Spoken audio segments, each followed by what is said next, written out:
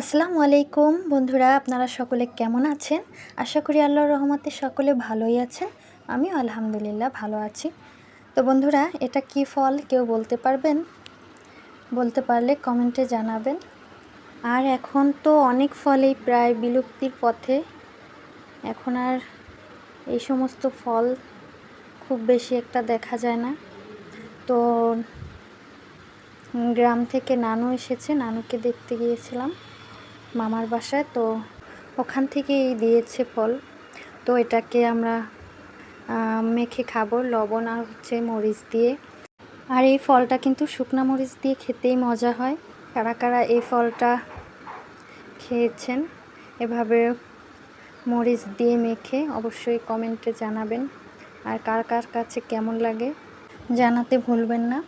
আর আমার কাছে অবশ্য ভালোই লাগে ফলটা। অনেকটা আছে টক, অনেকটা আছে একটু মিষ্টি হয়।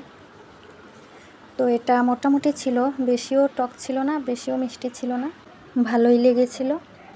আর আমার বাচ্চারাই প্রথম খেয়েছে এই ফলটা, বলে এই ফলটার নাম কি, এটা কিভাবে খায়। তারপর ওদেরকে খুব সুন্দর করে ধুয়ে তারপর উপরের থেকে যে পাতলা আবরণটা থাকে এটা বটি দিয়ে ছিলে তারপরে মেখে দিয়েছি। তো খেয়ে বলল খুব ভালোই লেগেছে, ওদেরও ভালো লেগেছে। কিন্তু আমার ছেলে প্রথমে মুখে দিতে চায়নি, পরে খেয়ে বলে না মজাই হয়েছে। তো বন্ধুরা, অনেক কথাই হলো। তো এখন রান্নায় চলে আসলাম। তো আজকে আমি কি রান্না করব দেখতে থাকো, সাথেই থাকো। বন্ধুরা, যারা এই পর্যন্ত ভিডিওটা দেখতে দেখতে এসে পড়েছেন আপনাদের সবাইকে অসংখ্য ধন্যবাদ। আর যারা লাইক করেছেন তাদেরকে অসংখ্য ধন্যবাদ। আর যারা লাইক করতে ভুলে গিয়েছেন প্লিজ একটি লাইক করে দিয়ে ভিডিওটি কন্টিনিউ করবেন। আর ভালো লাগলে অবশ্যই লাইক কমেন্ট করতে ভুলবেন না। আর বন্ধুরা, আপনাদের একটি মূল্যবান লাইক তারপর সুন্দর একটা কমেন্ট, এটা কিন্তু ভিডিও করার আগ্রহ আরও বাড়িয়ে দেয়। তো অবশ্যই আপনারা একটা লাইক করে দিবেন আর কমেন্ট করবেন। আর আমার অনেক বন্ধুরা খুব সুন্দর সুন্দর কমেন্ট করে, তা তোমাদের কমেন্ট পড়তে কিন্তু খুব ভালো লাগে। আর আমি কথার মাঝে অনেক সময় তুমি বলে ফেলি, আপনি বলে থাকি। তো যাই হোক, আপনারা আমার কথায় যদি কোনো ভুল ভ্রান্তি হয়ে থাকে অবশ্যই ক্ষমা সুন্দর দৃষ্টিতে দেখবেন। আর আমার চ্যানেলে যদি কোনো নতুন বন্ধু হয়ে থাকেন তাহলে চ্যানেলটি সাবস্ক্রাইব করে বন্ধু হয়ে পাশে থাকতে পারেন।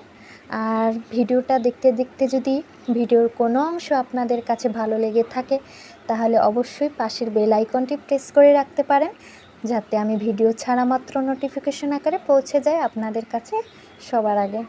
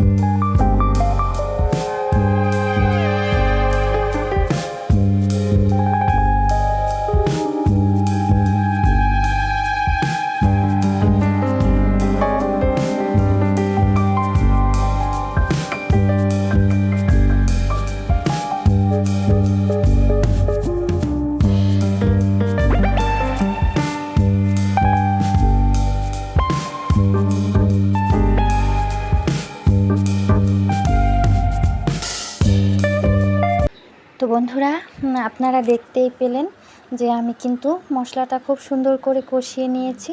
এটা আর বললাম না, কারণ সবাই মোটামুটি রান্না করতে পারে, আমি কাউকে রান্না শেখাচ্ছি না।